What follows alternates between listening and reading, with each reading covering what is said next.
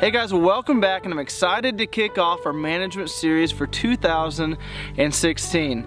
I always tell people that if it weren't for the management side of hunting, I probably wouldn't be a deer hunter. I'm just not the kind of guy that enjoys just when deer season comes around, getting the gun and going and sitting beside a tree and hope the big buck walks by.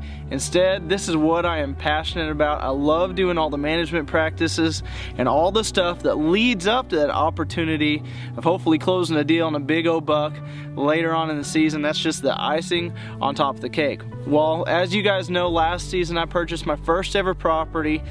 Officially, we have the hunting grounds. I can't tell you how blessed I've been. We took 4 does off of it, and we had some bucks. We had some mature bucks, but we just didn't catch up with those during the season. I can tell you the practices that we're going to be doing this season are going to improve our chances of that big old buck coming in within bow range or gun range this next season, and I just can't wait.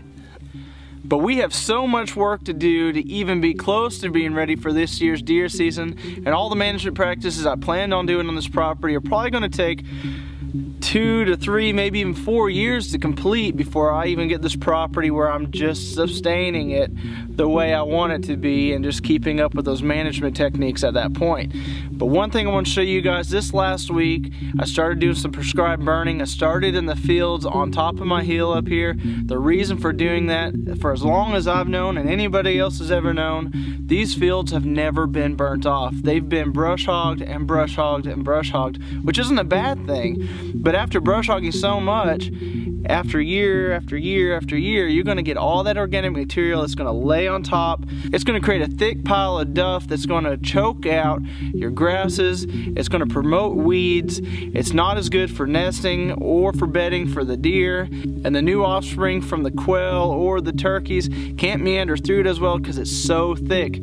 And so what I decided to do is I came in here, I did it redneck style, got the lawnmower out here, did a few laps around the field, created that fire break, and any areas that I thought I needed to go back in, I went back in and blew it out with the leaf blower. Started back burning. Once I knew my back burning was burnt far enough in, I went ahead and burnt with the wind and burnt these fields off as much as I could. They didn't burn off all the way. The areas that needed to burn, those really thick areas, burnt really well. The areas that didn't need it, well, it didn't burn. So I'm really happy with the outcome. I can't wait to see, after a couple rains and the weather starts warming up even more, I know the deer are going to be in here browsing. I can see some green sprouts already coming up, and I know the turkeys are hopefully going to be in here scratching around before too long. Another thing I've already started on is some timber stand improvement. So what we've got behind me is kind of a northwestern hill slope. Back behind me here on the other side of the road is the food plot that we've had so much deer activity in this past season. This hill slope is definitely covered with the majority of blackjacks, as you can see back behind me. They serve little to no purpose other than taking up the sunlight from all the plants down below that I would rather grow.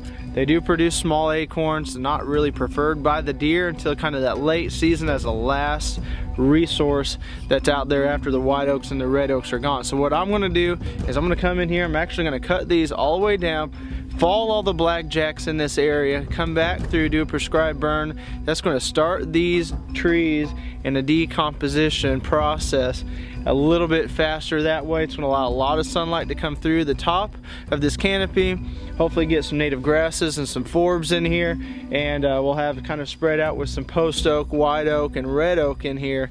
And it's going to be kind of one of those staging areas before they come into the food plot. I don't necessarily anticipate deer bedding on this hillside, but I do anticipate them probably spending some time in here and browsing, kind of staging up before they come into food plot. It's going to be a lot of work. It's going to be like a big jigsaw puzzle, making sure we fall these trees correctly, making sure they hit the ground so we can burn them.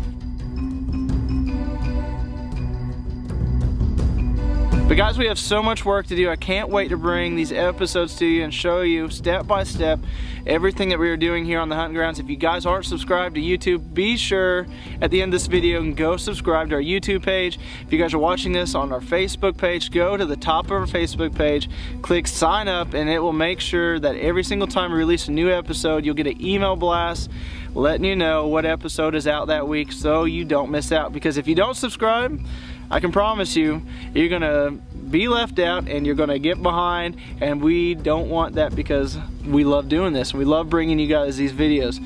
Well guys, that's it for this week's episode. I hope that down below you're gonna comment and tell me what you enjoyed about this episode, what you're looking forward to seeing this year, and maybe some topics, because we'll try to hit on those. But guys, until next time, go out of your way to get a youth or new hunter involved in the outdoors, and as always, have a better than average day.